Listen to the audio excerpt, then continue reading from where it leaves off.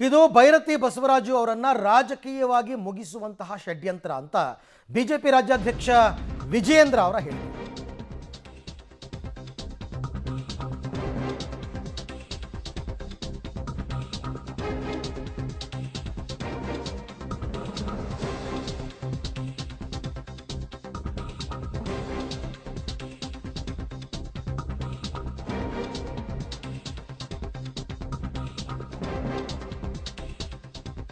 ಕಲಬುರಗಿನಲ್ಲಿ BJP ರಾಜ್ಯಾಧ್ಯಕ್ಷ ವಿಜಯೇಂದ್ರ ಅವರು ಮಾತನಾಡಿದ್ದಾರೆ.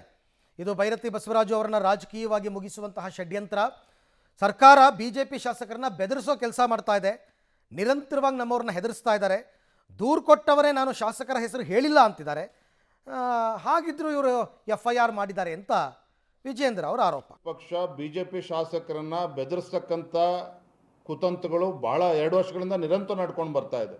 ದಕ್ಷಿಣ ಕನ್ನಡದಲ್ಲಿ ನಮ್ಮ ಹರೀಶ್ ಪೂಂಜಾ ಶಾಸಕರ ಮೇಲೆ FIR ರಿಜಿಸ್ಟರ್ ಮಾಡಿ ಅವರನ್ನು ಬಂಧಿಸ್ತಕ್ಕಂಥ ಪ್ರಯತ್ನ ಮಾಡಿದ್ರು, ಅದು ಸಫಲ ಆಗಲಿಲ್ಲ. ಅದರ ನಂತರ ಭರತ್ ಶೆಟ್ಟಿ ಮೇಲೆ FIR ದರ್ಜ್ ಮಾಡಿದ್ರು.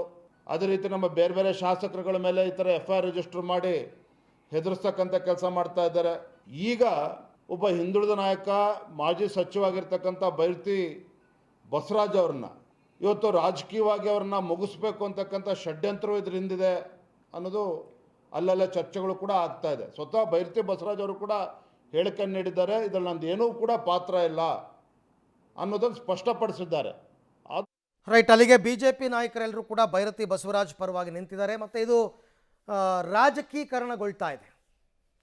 ಆರೋಪ ಬಂದಿರತಕ್ಕಂಥದ್ದು ಕೊಲೆ ಆರೋಪ, ಕೊಲೆ ಪ್ರಕರಣದಲ್ಲಿ ಇವರು ಭಾಗಿಯಾಗಿದ್ದಾರೆ ಅಂತ. ಬಟ್ ಅದು ರಾಜಕೀಕರಣಗೊಳ್ತಾ ಇದೆ. ಸೊ ಹಾಗಾಗಿ ಪೊಲೀಸರು ತಮ್ಮ ಕೆಲಸವನ್ನು ತಾವು ಮಾಡಬೇಕು. ಪ್ರಕರಣದ ಸತ್ಯಾಸತ್ಯತೆ ಏನು ಅಂತಕ್ಕಂಥದ್ದನ್ನು ಬಯಲಿಗೆಳಿಬೇಕು ಅಷ್ಟೇ.